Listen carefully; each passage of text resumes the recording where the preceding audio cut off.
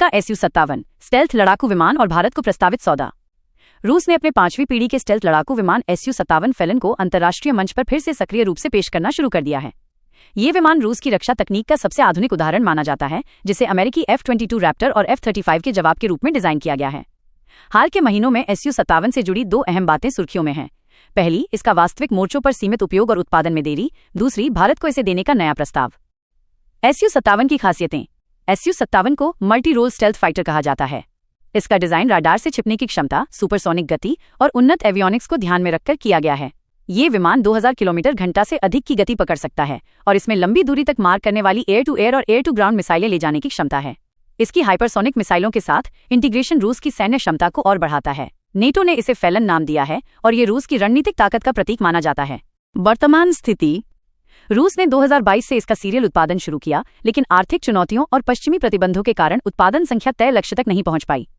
कुछ विशेषज्ञों के अनुसार कई विमान अपूर्ण सिस्टम्स के साथ ही सेवा में शामिल किए गए हैं, जैसे कि 101 KSN electro optical targeting system अक्सर अनुपस्थित होता है। रिपोर्टों में कहा गया है कि रूस अपने सबसे उन्नत विमान को युद्ध में सावधानी से उपयोग करता है, ताकि यदि वो गिर जाए तो तकनीकी रहस्य दुश्मनों के हाथ न लगे। भारत को प्रस्ताव। फरवरी 2025 में रूस ने भारत को SU-57 देने का औपचारिक प्रस्ताव रखा। इसमें खास बात यह है कि रूस केवल विमान बेचने की बजाय मेक इन इंडिया मॉडल के तहत भारत में इसका उत्पादन कराने को तैयार है। इस प्रस्ताव में टेक्नोलॉजी ट्रांसफर शामिल है, ताकि भारत न केवल SU-57 प्राप्त कर सके, बल्कि भविष्य में अपनी स्टेल्थ फाइटर क्षमताएं भी विकसित कर सके। रिपोर्टों के अनुसार रूस ने भारत को 2 से 3 स्क्वाड्रन यानी लगभग 36 से 54 विमानों की पेशकश की है। इसके अलावा लंबे समय में यह संख्या और भी बढ़ सकती है, यदि भारत स्थानीय उत्पादन पर सहमत हो जाता है। रूस का तर्क है कि ये सौदा भारत को आधुनिकतम स्टेल्थ तकनीक उपलब्ध कराएगा, जबकि रूस को अपने रक्षा उद्योग को मजबूत करने के लिए बड़े साझेदार की आवश्यकता है। चुनौतियां और सवाल। हालांकि ये प्रस्ताव आकर्षक दिखता है, लेकिन कई सवाल खड़े होते हैं। पहला, SU-57 का उत्पादन अभी स्थिर नहीं है और कई तकनीकी सीमाएं हैं।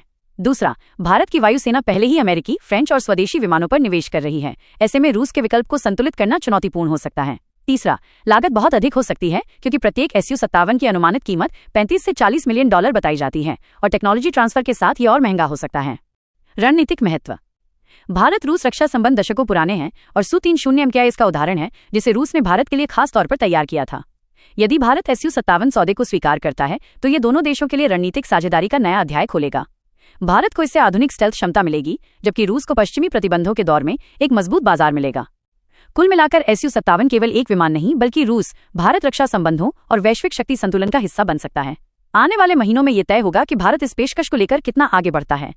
ताज़ा समाचार और वर्तमान स्थिति। वन डिप्लॉयमेंट तैनाती और मोर्चे पर उपयोग। हाल ही में SU-57 विमानों को रूस के ग्रीन इलाकों फार ईस्ट में तैनात करने की तस्वीरें सामने आई हैं।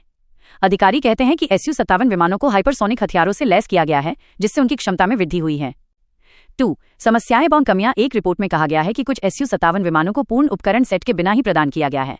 उदाहरण के लिए 101 KSN नामक इलेक्ट्रो ऑप्टिकल टारगेटिंग सबसिस्टम अक्सर गायब है। मूल्य। कॉस्ट में भी रिपोर्टों के अनुसार फुल सिस्टम वाले विमान की तुलना में कुछ स्ट्रिप डाउन संस्करणों की लागत अभी भी बहुत अधिक हो रही है। पश्चिमी प्रतिबंधों सैंक्शंस के कारण कुछ जरूरी अवयवों माइक्रोचिप्स स्पेसिफिक एवियोनिक्स की आपूर्ति में देरी हो रही है।